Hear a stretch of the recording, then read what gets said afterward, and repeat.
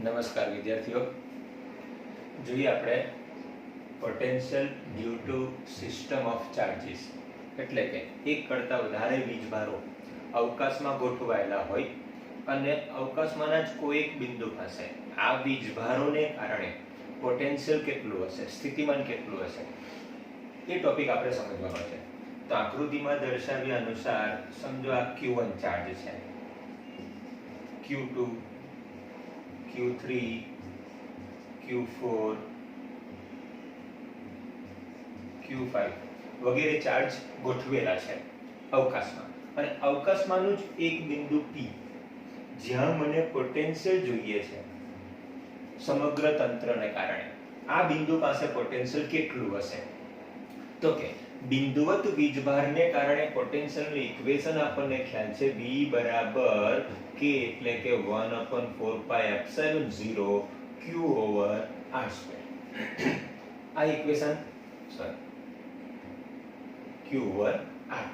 આ બિંદુવત વીજભારનું ઇક્વેશન આપણને ખ્યાલ છે કે V બરાબર 1/4πε0 Q upon r. તો એ જ પ્રમાણે બિંદુવત વીજભારના પોટેન્શિયલ વખતે આપણે એવું શીખ્યા હતા કે જો ધન વીજભાર હોય તો એનું પોટેન્શિયલ ધન અને ઋણ વીજભાર હોય તો એનું પોટેન્શિયલ ઋણ. એક કરતાં વધારે વીજભાર હોય તો આપેલા બિંદુ પાસે બધા જ વીજભારો પોતાનું સ્વતંત્ર પોટેન્શિયલ લાગુ પડે, અને તે બિંદુ પાસે નેટ પોટેન્શિયલ શોધવું હોય તો જેટલા પણ વીજભારનું પોટેન્શિયલ એ બિંદુ પાસે છે એ બધા જ વીજભારના પોટેન્શિયલનો બૈજિક સરવાળો કરવો જોઈએ.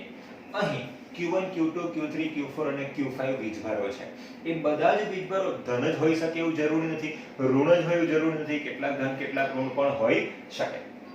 જે હોય તે Q1 વીજભારને કારણે P બિંદુ પાસે જો મારે પોટેન્શિયલ લખવું હોય તો એ પોટેન્શિયલ માનો કે V1 જેટલું છે, તો એ V1 1/4πε0 Q1 upon, હવે જરા આ ઇક્વેશનમાં જોજો, R એટલે વીજભાર Q થી જે બિંદુ પાસે પોટેન્શિયલ શોધવાના છે એ બિંદુનું અંતર.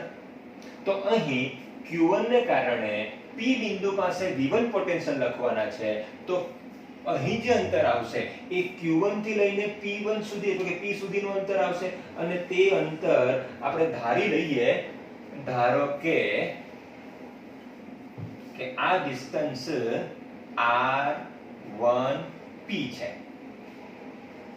એ ડિસ્ટન્સ R1P છે કે તો અહીં મારે લખવું જોઈએ R1P. ચાલો એ જ પ્રમાણે Q2 ને કારણે P બિંદુ પાસે પોટેન્શિયલ જો મારે લખવું હોય તો V2 1/4πε0 Q2 upon R2P, જ્યાં R2P બરાબર P અને Q2 વચ્ચેનું અંતર, P અને Q2 વચ્ચેનું અંતર. કે ચાલો જો એને વેક્ટર સ્વરૂપમાં લખવું હોય તો લખી શકીએ P ની સાપેક્ષે Q1 નો સ્થાન સદિશ R1P, પણ આપણને જોઈએ છે અહીંયા ડિસ્ટન્સ ખાલી. એ જ પ્રમાણે P ની સાપેક્ષે Q2 નો વેક્ટર R2P સ્થાન સદિશ. ઓકે, આમ કરતા કરતા દરેક બિંદુવત ચાર્જને કારણે P બિંદુ પાસે પોટેન્શિયલ જો મારે લખવું હોય તો હું આ રીતે તેઓના અંતર, ધારો કે Q4 નું R4P, R5P વગેરે અંતર માટે આપેલ P બિંદુ પાસે પોટેન્શિયલ જો V5 બરાબર લખવું હોય તો 1/4πε0 Q5 upon R5P આવશે. હવે આ બિંદુ પાસે નેટ પોટેન્શિયલ જોઈતું હોય તો V બરાબર V1 plus V2 plus up to V5 જેટલું મારે કરવું જોઈએ. જો વ્યાપક રીતે વિચારીએ તો 5 નહીં પણ n વીજભારો હોય અને n વીજભારને કારણે P બિંદુ પાસે જોઈતું હોય તો મારે અહીંયા લખવું જોઈએ Vn. તો ઇક્વેશન બનશે, હવે જે પણ પોટેન્શિયલ મેં લખેલા છે એ બધા Q1, Q2, Q3, Q4, Q5 ચાર્જને કારણે લખેલા છે, પણ એ Q1 જો ધન હોય તો V1 ધન હશે, જો Q2 ઋણ હોય તો V2 ઋણ હશે, V2 ઋણ હશે તો અહીંયા V2 માઈનસ થઈ જશે, મતલબ કે સરવાળો સાદો સરવાળો નહીં હશે, બૈજિક સરવાળો હશે, અને તે બનશે 1/4 પાઈ એપ્સિલોન 0 q1 upon r1p અને બધા જ પદમાં 1/4 પાઈ એપ્સિલોન 0 હું બહાર લઈ લઉં તો આવશે plus q2 upon r2p plus up to qn upon rnp. હું આ રીતે એને લખી શકું. તો આ થઈ ગયું બધા જ n વીજભારોને કારણે અવકાશમાંના કોઈ બિંદુ પાસે પોટેન્શિયલ. જો મારે એને શોર્ટમાં લખવું હોય તો 1/4 પાઈ epsilon 0 sigma i running from 1 to n qi ના છેદમાં rip. આ રીતે હું એને લખી શકું. આ છે તો આપણો પેલો સંપાતપણાનો સિદ્ધાંત જે આપણે બળ માટે લાગુ પાડ્યો, વિદ્યુત ક્ષેત્ર માટે લાગુ પાડ્યો, એ હવે વિદ્યુત સ્થિતિમાન માટે લાગુ પાડી દીધો. તો v બરાબર 1/4 પાઈ epsilon 0 sigma i running from 1 to n qi upon rip. આ ઇક્વેશન જે આ પ્રકારના વીજભારોથી બનેલા તંત્રને કારણે કોઈ બિંદુ પાસે પોટેન્શિયલનું ઇક્વેશન છે. ચાલો હવે તમને યાદ હોય તો આપણે કેટલાક સમમિતિવાળા તંત્રોની આજુબાજુના વિસ્તારમાં વિદ્યુત ક્ષેત્રો શોધ્યા હતા. એમાંનું એક સમમિતિવાળું તંત્ર એટલે એક સ્ફેરિકલ સેલ, કવચ, ગોળાકાર કવચ. ગોળાકાર કવચ જેના પર મેં વીજભાર મૂકેલો છે પ્લસ q જેટલો, અને એ વીજભાર સમગ્ર સેલ પર આકૃતિમાં દર્શાવ્યા પ્રમાણે વિતરિત થઈ જશે. ઓકે, ચાલો. જો સેલની ત્રિજ્યા r જેટલી હોય, એનું સેન્ટર O હોય, તો સમમિતિના આધારે હું એવું કહી શકું કે આની બધી જ ક્ષેત્ર રેખાઓ જે વિદ્યુત ક્ષેત્ર રેખા છે એ આ રીતે ત્રિજ્યાવર્તી દિશામાં ઉત્પન્ન થયેલી હશે. બહારના બિંદુને લાગે વર્ગે ત્યાં સુધી આપણે એવી ચર્ચા કરેલી કે બહારના બિંદુને લાગે વર્ગે ત્યાં સુધી આ બધો જ કવચ પરનો વીજભાર જાણે કે તેના કેન્દ્ર પર કેન્દ્રિત થયેલો છે. એટલે કે જો તમે બહારથી આ ક્ષેત્રરેખાને જોશો, કાલ્પનિક ક્ષેત્રરેખા, તો લાગશે કે એ બધી ક્ષેત્રરેખાઓ નીકળેલી છે સેન્ટરમાંથી, જાણે કે વીજભાર ગોઠવાયેલો છે કેન્દ્રમાં જ. મતલબ કે કવચ માટે જો વિચારીએ તો બહારના બિંદુ માટે વિદ્યુત ક્ષેત્ર kq/r², પણ અંદરના વિસ્તારમાં વિદ્યુત ક્ષેત્ર શૂન્ય છે. અંદરના વિસ્તારમાં વિદ્યુત ક્ષેત્ર શૂન્ય છે. બરાબર છે? ઓકે, હવે આપણે ચર્ચા કરવાની છે આ સેલ માટે પોટેન્શિયલની. પોટેન્શિયલની વ્યાખ્યા છે કે કોઈ પણ વિદ્યુત ક્ષેત્રમાંના આપેલા બિંદુ સુધી એકમ ધન વીજભારને લાવવાનો છે અનંત અંતરેથી, અને એવી દિશામાં લાવવાનો કે જે ક્ષેત્રની વિરુદ્ધ દિશામાં કાર્ય કરવું પડે. એ કરેલું કાર્ય એટલે એ બિંદુ પાસેનું પોટેન્શિયલ. જો તમને યાદ હોય તો સમજી લો આ ઇન્ફિનિટિવ ડિસ્ટન્સ છે અને ક્ષેત્રમાંનું આ બિંદુ છે. તો હું બહાર એકમ ધન વીજભાર છે તેને મારે અહીંયા સુધી લાવવો છે. તો લાવવા માટે કરવું પડતું કાર્ય એ જ પોટેન્શિયલ છે. એટલે કે W બરાબર V છે. કરવું પડતું કાર્ય બરાબર પોટેન્શિયલ છે. જો કરવું પડતું કાર્ય ડેલ્ટા W હોય તો પોટેન્શિયલ ડિફરન્સ ડેલ્ટા V બનશે. એમાં પણ અનંત અંતરે પોટેન્શિયલને મેં 0 ધારી લીધું, તો આ બિંદુ પાસેનું પોટેન્શિયલ એટલે સીધું delta W is equal to એ કરવું પડતું કાર્ય કેટલું, જેને આપણે પોટેન્શિયલ કહીએ છીએ, અને કરવું પડતું કાર્ય એટલે ઇન્ટિગ્રેશન E ડોટ di. અને ક્યાંથી ક્યાં? તો કે ઇન્ફિનિટિવ થી P બિંદુ, અથવા જો એ P બિંદુનો સ્થાન સદિશ વેક્ટર r હોય તો ઇન્ફિનિટિવ થી r. આવું આપણે લખીએ છીએ, આવું આપણે કર્યું છે, અને આ જ રીતે આપણે પોટેન્શિયલને વ્યાખ્યાયિત કર્યું છે. બરાબર છે? ચલો, હવે કવચની બહારના આ બિંદુ પાસે પોટેન્શિયલ, એનું ઇક્વેશન તો હું સીધું લખી શકું ડેલ્ટા W બરાબર ડેલ્ટા V બરાબર k q upon r, જ્યાં q બરાબર ગોળા પરનો એટલે કે સેલ પરનો ચાર્જ. kq/r આની જેમ જ, કેમ કે આ જે ઇક્વેશન છે એ બિંદુવત વીજભારનું છે અને આપણે નક્કી કર્યું છે કે કવચની બહારના બિંદુને લાગે વળગે ત્યાં સુધી કવચ પરનો બધો વીજભાર જાણે કે તેના કેન્દ્ર પર કેન્દ્રિત થયેલો છે, મતલબ કે આ q વીજભાર કેન્દ્ર પર છે તો કેન્દ્રથી જ અંતર r છે ને, તો બિંદુવત વીજભારથી અંતર r છે અને બિંદુવત વીજભારથી અંતર r હોય ત્યાં પોટેન્શિયલ V બરાબર 1/4πε0 q/r એટલે કે kq/r બનશે, બરાબર ને? ઓકે, હવે અહીંયાનું પોટેન્શિયલ વ્યાખ્યાયિત કરો અનંત અંતરથી વીજભાર અહીં સુધી લાવ્યા, ક્યાં સુધી લાવ્યા? તો કે કેન્દ્રથી r અંતર સુધી. જો મારે સપાટી પર પોટેન્શિયલ લખવું હોય તો સપાટી પરના પોટેન્શિયલ માટે લખી દો V on surface is equal to kq upon, હવે આ અંતર r આ બિંદુનું છે અને એ બિંદુ કેન્દ્રથી r અંતરે આવેલું છે. હવે આપણી સપાટી તો કેન્દ્રથી કેપિટલ r અંતરે આવેલી છે તો મારે લખવું જોઈએ સ્મોલ r ના બદલે કેપિટલ R, તો V surface is equal to kq upon capital R. હવે શું અનંત અંતરેથી અહીં સુધી લાવવા કાર્ય કરવું પડશે? હા, કેમ કે આ વિસ્તારમાં ક્ષેત્ર છે અને ક્ષેત્ર એના પર બળ લગાડે છે, એ બળની વિરુદ્ધમાં આપણે લાવવા માટે કાર્ય કરવું પડે છે અને એ કાર્ય જ એકમ ધન વીજભાર પર કરતા હોવાથી એને કહેવાય પોટેન્શિયલ. જો આની અંદર q ચાર્જ છે એ આ ચાર્જ છે, એની સાથે આ ચાર્જ પણ છે પણ એનું મૂલ્ય તો એકમ છે એટલે આપણે લખતા નથી, માટે vs બરાબર kq/r થશે સરફેસ પર. હવે એવું કહેવાય કે જ્યાં ક્ષેત્ર હોય ત્યાં પોટેન્શિયલ હોય. શું એવું બનશે કે જ્યાં ક્ષેત્ર છે ત્યાં જ પોટેન્શિયલ છે? તો અંદરનો વિસ્તાર એવો છે કે જે વિસ્તારમાં ક્ષેત્ર નથી, અંદરના વિસ્તારમાં ક્ષેત્ર નથી એટલા માટે નથી કે વીજભાર તો બધો કવચ પર છે અને કવચ પર રહેલો વીજભાર એ આમ બાજુ પણ ક્ષેત્ર ઉત્પન્ન કરશે, બરાબર એની સામેનો વીજભાર એની વિરુદ્ધ દિશામાં એટલા જ મૂલ્યનું ક્ષેત્ર ઉત્પન્ન કરશે અને બંને એકબીજાની અસર નાબૂદ કરશે. એટલે કવચની અંદરના વિસ્તારમાં વિદ્યુત ક્ષેત્ર શૂન્ય છે અને ગાઉસના નિયમથી પણ આપણે સાબિત કરેલું કે કવચની અંદર જો હું કોઈ કાલ્પનિક ગાઉસિયન સરફેસ મૂકો તો એ ગાઉસિયન સરફેસ વડે ઘેરાતો ચાર્જ 0, માટે ગાઉસના નિયમ અનુસાર ફ્લક્સ 0 તો વિદ્યુત ક્ષેત્રની તીવ્રતા પણ 0. તો અંદરના વિસ્તારમાં વિદ્યુત ક્ષેત્રની તીવ્રતા 0 છે, અંદરના વિસ્તારમાં વિદ્યુત ક્ષેત્રની તીવ્રતા 0 છે. તો જ્યાં વિદ્યુત ક્ષેત્ર નથી શું ત્યાં પોટેન્શિયલ હોય? તો કે જો બળ લગાડતું હોય એવું ક્ષેત્ર હાજર, માનો કે અહીંયા વિદ્યુત ક્ષેત્ર છે તો અહીંયા હું એકમ ધન વીજભાર લાવું તેના પર બળ લાગે, મારે એને ખસેડવો હોય તો કાર્ય કરવું પડે અને એ કાર્ય એટલે જ પોટેન્શિયલ, બરાબર? તો પછી અહીંયા કોઈ પ્રકારનું ક્ષેત્ર નથી તો ત્યાં કોઈ પ્રકારનું બળ નહીં લાગશે, તો ત્યાં કોઈ પ્રકારનું કાર્ય નહીં કરવું પડશે, તો શું ત્યાં પોટેન્શિયલ 0 હશે?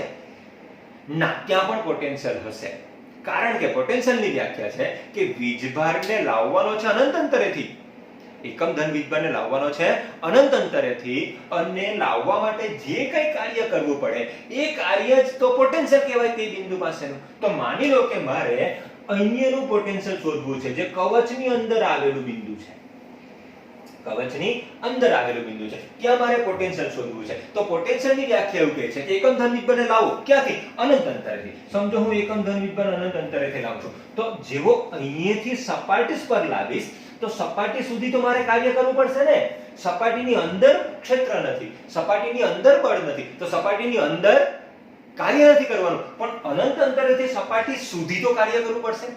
તો અનંત અંતરેથી સપાટી સુધી કરવું પડતું કાર્ય એકમ ધન વીજભાર આટલું હશે જેને આપણે સપાટી પરનું પોટેન્શિયલ કહીએ છીએ. પછી તમે અંદર લઈ જાઓ તો કોઈ કાર્ય કરવાનું રહેતું નથી, પણ અહીંયા સુધી લાવવા તો કાર્ય કર્યું ને. એનો અર્થ એવો થાય કે સપાટી પર જેટલું પોટેન્શિયલ છે એટલું જ પોટેન્શિયલ અંદરના બિંદુ પર છે. ઇવન અંદરના બધા જ બિંદુ પર પોટેન્શિયલ સરખું છે. કેટલું? તો કે સપાટી પર હોય એટલું.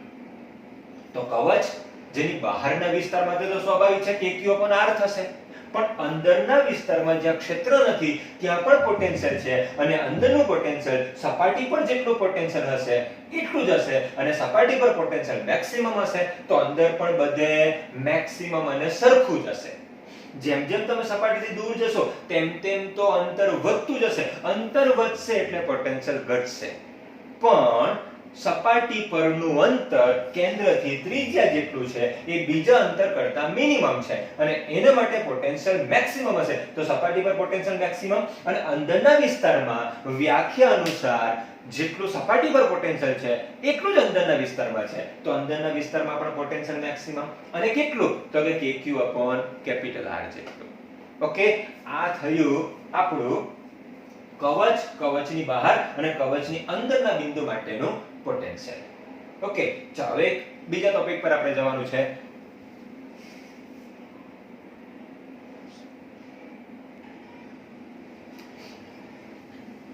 અચ્છા, જોઈએ ઇક્વિપોટેન્શિયલ સરફેસીસ એટલે કે સમસ્થિતિમાન પૃષ્ઠો.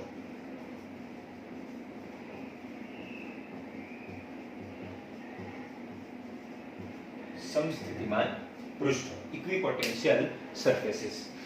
ઓકે, હવે પહેલા તો એક સિમ્પલ ઉદાહરણ લઈએ આપણે કે ઇક્વિપોટેન્શિયલ પૃષ્ઠ. હવે ઇક્વિપોટેન્શિયલ પૃષ્ઠ એટલે એવું પૃષ્ઠ જે કાલ્પનિક હશે કે વાસ્તવિક હશે, જેની પરના તમામ બિંદુઓ પર પોટેન્શિયલનું મૂલ્ય સરખું.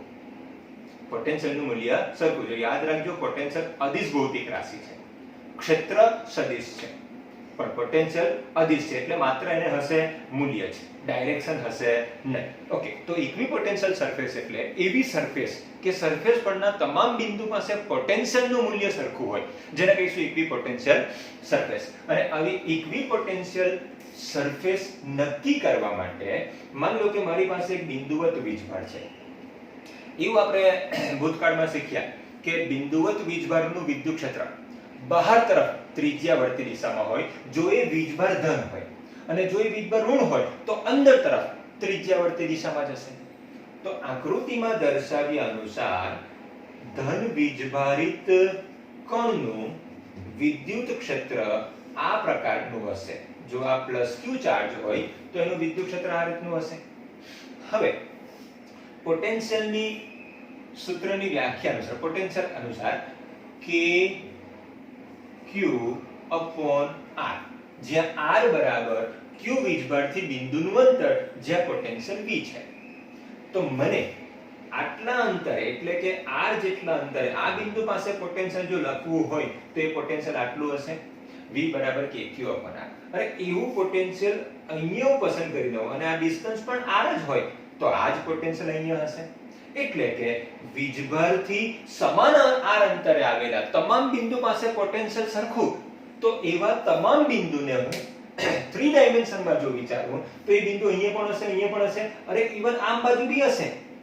તો એક એવો હું કાલ્પનિક કવચ પસંદ કરું કે જેના સેન્ટર પર મેં +q ચાર્જ મૂકેલો છે. તો એ કવચ પરના તમામ બિંદુઓ +q ચાર્જથી સરખા અંતરે આવેલા હશે અને એ તમામ બિંદુઓ પર અંતર સરખું હોવાથી પોટેન્શિયલ સરખું હશે. માટે જો તમે r ત્રિજ્યાનો એક કાલ્પનિક ગોળાકાર કવચ વિચારો તો એ ગોળાકાર કવચને આપેલ પરિસ્થિતિમાં, આપેલ ગોઠવણીમાં સમસ્થિતિમાન પૃષ્ઠ તરીકે લઈ શકીએ.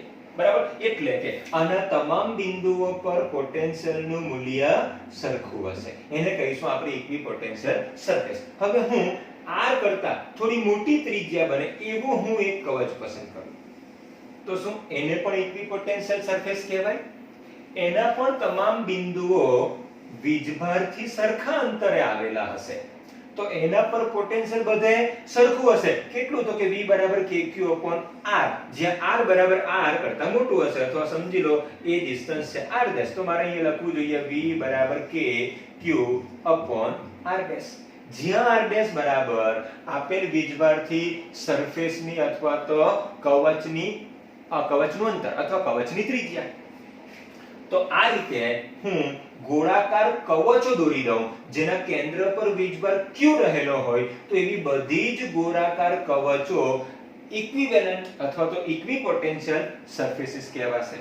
અને આવી ઇક્વિપોટેન્શિયલ સરફેસીસ એવી સરફેસ છે કે જે સરફેસ પરના તમામ બિંદુ પર પોટેન્શિયલ સરખું છે. એવું નહીં કે બધી સરફેસ પર પોટેન્શિયલ સરખું છે. આ જેટલી પણ મેં સરફેસ દોરેલી છે એ બધી ઇક્વિપોટેન્શિયલ સરફેસ છે. એનો અર્થ એવો નહીં થાય કે બધી સરફેસ પર પોટેન્શિયલ સરખું છે. એવું કહેવાય કે સરફેસ પરના બધા બિંદુ પર પોટેન્શિયલ સરખું છે, પણ બધી સરફેસ પર પોટેન્શિયલ સરખું હોય એવું જરૂરી નથી. બરાબર? તો આ પ્રકારે ઇક્વિપોટેન્શિયલ સરફેસ આપણે વ્યાખ્યાયિત કરી શકીએ. બરાબર? ચલો હવે સાથે સાથે ઇક્વિપોટેન્શિયલ સરફેસ હું આ પ્રકારે બી વ્યાખ્યાયિત કરી શકું અથવા સમજાવી શકું કે મારી પાસે એક સમાન વિદ્યુત ક્ષેત્ર છે અને સમાન વિદ્યુત ક્ષેત્રની દિશા સમજી લો x અક્ષની દિશામાં છે. એટલે ક્ષેત્ર રેખા આ રીતે મેં દોરેલી છે. બરાબર? હવે મારે જો ઇક્વિપોટેન્શિયલ સરફેસ આમાં લેવું હોય તો પહેલા નક્કી કરવું પડે કે આવી ક્ષેત્ર રેખા કોણ ઉત્પન્ન કરી શકે. તો યાદ કરો આપણે અનંત વિસ્તારવાળા પૃષ્ઠ, વીજભારિત પૃષ્ઠ વાળો એક કન્સેપ્ટ જોયો હતો. તમને યાદ હોય તો ગાઉસના નિયમની એપ્લિકેશનમાં આપણે 4 એપ્લિકેશન જોઈ હતી. એમાં એક અનંત લંબાઈનો તાર હતો, બીજું અનંત વિસ્તારવાળું પૃષ્ઠ હતું, ત્રીજું ગોળાકાર કવચ હતી અને ચોથું એ ગોળો હતો. તો અહીંયા એક અનંત વિસ્તારવાળું પૃષ્ઠ છે અને એનું વિદ્યુત ક્ષેત્ર યાદ હોય તો સિગ્મા અપોન 2 અનંત સુધી.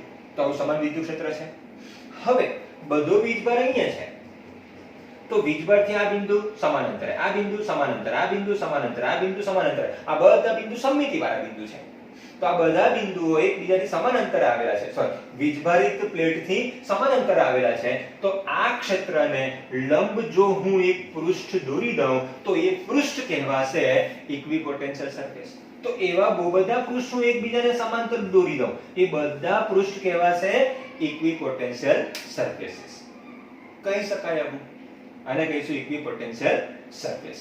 ઓકે, ચાલો હવે જરા ધ્યાન કરો, મેં બે આકૃતિ બનાવેલી છે. એક ત્રિજ્યાવર્તી ડાયરેક્શનના વિદ્યુત ક્ષેત્રમાં ઇક્વિપોટેન્શિયલ સરફેસની અને બીજી સમાન વિદ્યુત ક્ષેત્રમાં, સમાન વિદ્યુત ક્ષેત્રમાં ઇક્વિપોટેન્શિયલ સરફેસની. હવે જરા ધ્યાન કરજો કે ઇક્વિપોટેન્શિયલ સરફેસ માંથી જે ક્ષેત્રરેખા પસાર થાય છે એ ક્ષેત્રરેખા સરફેસના દરેક બિંદુ પાસે તમે જુઓ તો સપાટીને લંબરૂપે જ બહાર નીકળે છે કે લંબરૂપે જ દાખલ થતી હશે. જો આ નેગેટિવ ચાર્જ હોય તો અંદર આવશે. આમાં પણ તમે જુઓ તો પૃષ્ઠ આમ છે અને ક્ષેત્રરેખા આમ છે, તો એ બંને વચ્ચેનો એંગલ જુઓ 90 ડિગ્રી. બરાબર? બે વચ્ચે 90 ડિગ્રીનો એંગલ છે. એનો અર્થ એવો થાય કે ઇક્વિપોટેન્શિયલ સરફેસ સાથે સંકળાયેલી ક્ષેત્રરેખા હંમેશા સપાટી સાથે 90 અંશનો ખૂણો બનાવશે.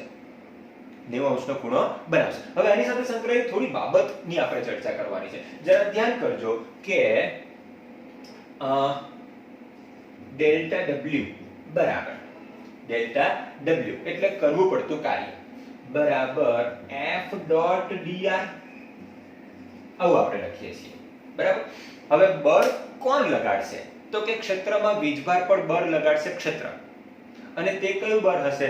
કુલંબીય બળ, એટલે કે વિદ્યુતીય બળ. અને એ વિદ્યુતીય બળને હું F બરાબર Q * E સ્વરૂપે લખી શકું. તો ડેલ્ટા W બરાબર Q E dot delta R થશે. હવે જો હું Q બરાબર 1 એકમ લઈ લઉં, એ પણ એકમ ધન વીજભાર લઈ લઉં, તો કરવું પડતું કાર્ય એકમ ધન વીજભારને ક્ષેત્રમાંના બિંદુ સુધી લાવવા માટે કરવું પડતું કાર્ય એ પોટેન્શિયલ કહેવાય. જો Q બરાબર 1 એકમ હોય તો ડેલ્ટા W બરાબર ડેલ્ટા V જ થઈ જવાનું. ડેલ્ટા W બરાબર ડેલ્ટા V કહેવાશે. જો Q બરાબર 1 એકમ હોય તો V બરાબર તો E ડોટ ડેલ્ટા R થઈ ગયું. કારણ કે Q ના બદલે મારે મૂકવાનું 1 છે, તો ડેલ્ટા W બરાબર થઈ જશે E ડોટ ડેલ્ટા R. તો delta V = E dot delta R થશે. Delta V = E dot delta R થશે. ચાલો, આ એક ઇક્વેશન આપણા માટે સમજવા પૂરતું અગત્યનું છે. મારે તમને સમજાવવું છે કે વિદ્યુત ક્ષેત્ર રેખા એ ઇક્વિપોટેન્શિયલ પૃષ્ઠને હંમેશા લંબરૂપે જ હોય. ઓકે, એ બાબતને સમજાવવા માટે મેં એક ઇક્વેશન તમારી સામે રજૂ કરી કે ડેલ્ટા W બરાબર ડેલ્ટા U બરાબર E ડોટ ડેલ્ટા R. હવે આ ઇક્વિપોટેન્શિયલ પૃષ્ઠ છે, મતલબ કે એના પરના તમામ બિંદુ પાસે પોટેન્શિયલ સરખું. જો આ બિંદુ પાસે પોટેન્શિયલ V1 હોય, આ બિંદુ પાસે પોટેન્શિયલ V2 હોય, તો આ બે બિંદુ વચ્ચે પોટેન્શિયલ ડિફરન્સ 0 બનશે, કારણ કે V1 = V2. તો તફાવત તો 0 જ થાય ને. અને જ્યાં તફાવત 0 હશે ત્યાં કરવું પડતું કાર્ય 0 હશે. એનો અર્થ એવો થાય કે ઇક્વિપોટેન્શિયલ પરના કોઈ પણ બે બિંદુ વચ્ચે વિદ્યુત સ્થિતિમાનનો તફાવત હંમેશા 0 હશે. તો જ તો સરખું પોટેન્શિયલ કહેવાય ને, અને તો જ બે વચ્ચેનો તફાવત 0 હશે. જો ડેલ્ટા V 0 હોય તો ડેલ્ટા W 0 બનશે. ડેલ્ટા W 0 બનશે. પણ માની લો કે બે વચ્ચેનો પોટેન્શિયલ ડિફરન્સ 0 નથી, તો કાર્ય કરવું પડશે. પણ જો બે વચ્ચેનો પોટેન્શિયલ ડિફરન્સ 0 હોય તો કાર્ય પણ 0 આવવાનું. એનો અર્થ એવો થાય કે આ સપાટી પર કોઈ પણ વીજભારને ગમે ત્યાં તમે ખસેડો, કાર્ય કરવું પડવાનું નથી. ગમે ત્યાં ખસેડો, કાર્ય કરવાની જરૂર નથી, કેમ કે તે ઇક્વિપોટેન્શિયલ છે. ઇક્વિપોટેન્શિયલમાં ડેલ્ટા V 0 તો ડેલ્ટા W પણ 0. બરાબર છે. બીજું, હવે સપાટી પર મારે જવું છે. સમજો અહીંથી મારે આમ જવું છે, તો હું આમ ત્યારે જઈશ, જવા માટે મારે એના પર બળ લગાડવું પડશે. મારે બળ ત્યારે લગાડવું પડશે જ્યારે એના પર કોઈ બળ લગાડતું હોય. માની લો કે આ ડસ્ટર છે, ડસ્ટર અહીંયા છે, મારે એને ખસેડવું છે, તો મારે એના પર બળ લગાડવું પડે છે. કેમ કે તે ગુરુત્વાકર્ષી બળની અસર હેઠળ છે, તો મારે એના પર એ બળની વિરુદ્ધમાં કાર્ય કરવું પડે છે. તો અહીંયા સમજો વીજભારને આ બિંદુ પરથી મારે અહીંયા લઈ જવું છે, તો અહીંયાથી અહીંયા લઈ જવા માટે જો એના પર ક્યાં તો એ દિશામાં ક્યાં તો વિરુદ્ધ દિશામાં બળ લાગતું હોય તો જ મારે એના પર બાહ્ય બળ લગાડવું પડે, તો જ મારે એના પર કાર્ય કરવું પડે. હવે વીજભાર પર બળ કોણ લગાડે? વિદ્યુત ક્ષેત્ર. જો વિદ્યુત ક્ષેત્ર બળ લગાડતું હોય તો વિદ્યુત ક્ષેત્ર તો હંમેશા ક્ષેત્રની દિશામાં કે ક્ષેત્રની વિરુદ્ધ દિશામાં બળ લગાડશે. જો ધન વીજભાર હોય તો વિદ્યુત ક્ષેત્ર ક્ષેત્રની દિશામાં બળ લગાડશે. F = Q * E ઇક્વેશન અનુસાર. આ ઇક્વેશન અનુસાર જો Q ધન હોય તો E અને F બંનેની દિશા એક જ હશે, મતલબ કે ક્ષેત્રની દિશામાં જ બળ લાગશે. ઓકે, તો અહીંયા મારે જવું છે આમ બાજુ. આમ એટલે સપાટી પર, અને સપાટી તો ક્ષેત્રને લંબ છે, મતલબ કે ક્ષેત્રનો આ દિશાનો કોઈ ઘટક નથી. જો ક્ષેત્ર નહીં હોય આ દિશામાં તો એ દિશામાં બળ નહીં લાગે, અને જે દિશામાં બળ નહીં લાગે એ દિશામાં કાર્ય કરવાની જરૂર નથી. એમનેમ સ્થાનાંતરિત થઈ શકાય, કાર્ય કરવાની જરૂર નથી. એટલે સપાટીને સમાંતર વિદ્યુત ક્ષેત્રનો કોઈ ઘટક નથી, માટે વિદ્યુત ક્ષેત્ર સપાટીને લંબ હોવું જોઈએ. એ જ તો આપણે સાબિત કરવાનું હતું કે વિદ્યુત ક્ષેત્ર સપાટીને લંબ હોવું જોઈએ. કેમ કે આ તરફ લઈ જવા માટે મારે કોઈ કાર્ય કરવું પડતું નથી. એટલા માટે કે હું જે બે બિંદુ પાસે વીજભારને લઈ જાઉં છું એ બે બિંદુ વચ્ચે વિદ્યુત સ્થિતિમાનનો તફાવત 0 છે, અને તફાવત 0 હોય તો કરવું પડતું કાર્ય 0 છે, તો કાર્ય કરવું પડશે નહીં. બરાબર. આ એક ટેકનિકલ પોઈન્ટ થી આપણે સમજીએ. હવે થોડુંક એને થિયોરેટિકલ જોઈ લઈએ કે ડેલ્ટા V = 0 છે, તો 0 = E dot delta R is equal to E delta R cos theta. હવે આ E delta R cos theta ની વેલ્યુ 0 છે. તમને ખબર છે કે બિંદુવત વીજભારનું વિદ્યુત ક્ષેત્ર છે, અને જે બિંદુ પાસે આપણે ચર્ચા કરી એ બિંદુ પાસે પણ વિદ્યુત ક્ષેત્ર છે જ, કે Q પણ R² જેટલું. તો સ્વાભાવિક છે કે E is not equal to 0.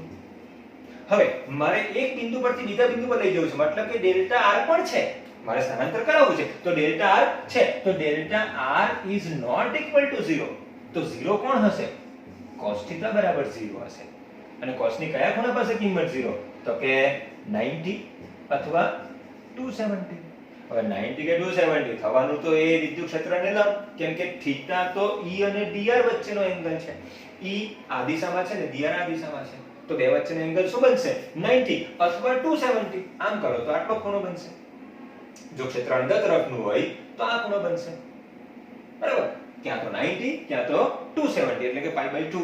મતલબ કે θ 90 છે, એટલે θ 90 E અને ડેલ્ટા R વચ્ચેનો એંગલ છે.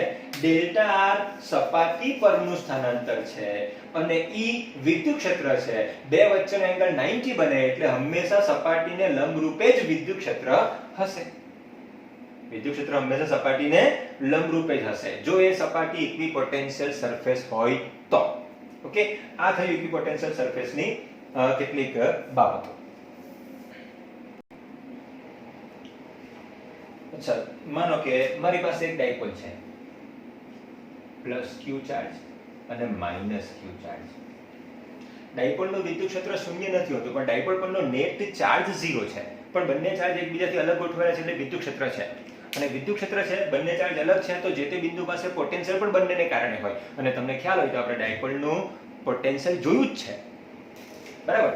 તો હું આની આજુબાજુ એટલે કે આ તંત્ર માટે હું ઇક્વિપોટેન્શિયલ સરફેસ દોરીશ. એમાં જો એક બિંદુ પર ચાર્જ હોય તો બરાબર વર્તુળ આકારે ઇક્વિપોટેન્શિયલ સરફેસ આવશે અને વર્તુળના કેન્દ્ર પર જ વીજભાર કેન્દ્રિત થયેલો હશે. બરાબર. સો અહીંયા આપણે આની આજુબાજુ સર્કલ દોરી દઈએ તો ચાલી જશે? ના, એવું નહીં બનશે. કેમ કે હવે આપણી પાસે એક વીજભારિત બિંદુ નથી, એક બિંદુવત વીજભાર નથી. આપણી પાસે બે બિંદુવત વીજભારનું એક તંત્ર છે. તો બંનેની ઇફેક્ટ જે તે બિંદુ પાસે પોટેન્શિયલ ઉત્પન્ન કરશે. ઓકે, તો હવે હું એક પૃષ્ઠ દોરું છું. ચાલો મેં આવું પૃષ્ઠ દોરી દીધું. હવે શું આ પૃષ્ઠ ઇક્વિપોટેન્શિયલ સરફેસ હોઈ શકે? બંને વીજભારિત કણને કારણે. તો કે જુઓ, આ બિંદુ પાસે ધનને કારણે ધન પોટેન્શિયલ અને ઋણને કારણે ઋણ પોટેન્શિયલ હશે. આ બંનેનો સરવાળો કરીશ એટલે અહીંયા રિઝલ્ટન્ટ આવશે. એમાં તમે જુઓ તો પ્લસ q ની આ બિંદુ નજીક છે, મતલબ કે પ્લસ મોટું છે અને ઋણ વીજભાર જ્યાં દૂર છે તો v નાનું છે, એટલે અહીંયા હશે ધન પોટેન્શિયલ. નેટ પોટેન્શિયલ શું હશે? ધન. એવી દલીલ આપણે કરી શકીએ કે આ બિંદુની સામેના બિંદુની વાત કરીએ તો સામેનું બિંદુ પ્લસ q થી દૂર છે પણ માઈનસ q થી વધારે દૂર છે. તો સ્વાભાવિક છે કે આ બી પ્લસ હોઈ શકે. હવે આ ડિસ્ટન્સ અને આ ડિસ્ટન્સ આપણે એવા નક્કી કર્યા કે જેથી કરીને અહીંયાનું પોટેન્શિયલ અને અહીંનું પોટેન્શિયલ સરખું થઈ શકે. બરાબર. તો આ બધા બિંદુઓ કે જ્યાં પોટેન્શિયલ સરખું હશે એવા બિંદુઓમાંથી પસાર થતું એક બંધ પૃષ્ઠ દોરી દઉં. જો હું કવચ કહેતો નથી, ગોળાકાર કવચ કહેતો નથી, ખાલી બંધ પૃષ્ઠ કહું છું. ગોળાકાર જ હોવું જરૂરી નથી. બરાબર. અને તે આ રીતે, અને પ્લસ q ચાર્જ સેન્ટરમાં નથી, દૂર છે સેન્ટરથી. બરાબર. તો આ પોટેન્શિયલ આ સરફેસને કહીશું ઇક્વિપોટેન્શિયલ. એવું બીજું દોરવું હોય તો હું આમ દોરીશ, ત્રીજું દોરવું હોય તો હું આમ દોરીશ. બરાબર. આ બધા પોટેન્શિયલ બંનેને કારણે રચાતા ઇક્વિપોટેન્શિયલ છે. એ જ પ્રમાણે આના માટે સેમ કન્ડિશન આપણે વિચારી શકીએ. આમ દોરી શકીએ. બરાબર. આમ કરતા કરતા દૂર સુધી જઈએ તો કંઈક આપણને આવું એક પોટેન્શિયલ મળી શકે. બરાબર. ઓકે, કદાચ ન પણ મળે આવું. આ પ્રકારનું પોટેન્શિયલ મળશે મને. ઇક્વિપોટેન્શિયલ સરફેસીસ મળશે. બરાબર. આ પ્લસ q અને માઈનસ. માની લો કે પ્લસ q અને પ્લસ q બે ચાર્જ ગોઠવેલા છે. તો એના માટે મારે ઇક્વિપોટેન્શિયલ વિચારવું હોય તો આ બિંદુ પાસેનું પોટેન્શિયલ આના કારણે વધારે હશે અને આના કારણે ઓછું હશે. આ બિંદુનું પોટેન્શિયલ આને કારણે થોડુંક વધારે હશે અને આને કારણે આના કરતા ઓછું હશે. પણ આ બે વચ્ચેનું ડિસ્ટન્સ અને આ બે વચ્ચેનું ડિસ્ટન્સ એમાં અહીંયા પોટેન્શિયલ આને કારણે મોટું હશે ત્યારે આને કારણે ઓછું હશે. અહીંયા પોટેન્શિયલ આને કારણે આના કરતા ઓછું હશે પણ આના કરતા વધારે હશે કેમ કે આ બે વચ્ચેનું ડિસ્ટન્સ વધારે છે. તો એવા બિંદુ આપણે પસંદ કરી શકીએ કે જ્યાં પોટેન્શિયલ સરખા હોઈ શકે. તો એના માટે જો હું વિચારું તો આ પ્લસ q ચાર્જની આજુબાજુ આમ બાજુ નજીક હશે અને આ બાજુ દૂર હશે. એટલે એવી હું સરફેસીસ દોરી શકું આમ કે જે ઇક્વિપોટેન્શિયલ હોઈ શકે. તો આના માટે બી સેમ દોરી શકું. આમ દોરી શકાશે અને આમ કરતા કરતા જો બે છેદી જવાના હોય તો છેદશે નહીં અને આમ જતા રહેશે. બરાબર. એટલે તે પોટેન્શિયલ આ પ્રકારનું નક્કી થઈ જશે. આ બનશે આપણા માટે ઇક્વિપોટેન્શિયલ સરફેસીસ. કોના માટે? એક ડાયપોલ માટે અને બીજું બે સમાન વીજભારિત બિંદુવત વીજભારના તંત્ર માટે. ઓકે, આ થયો આપણો ઇક્વિપોટેન્શિયલ સરફેસનો ટોપિક. Thank you.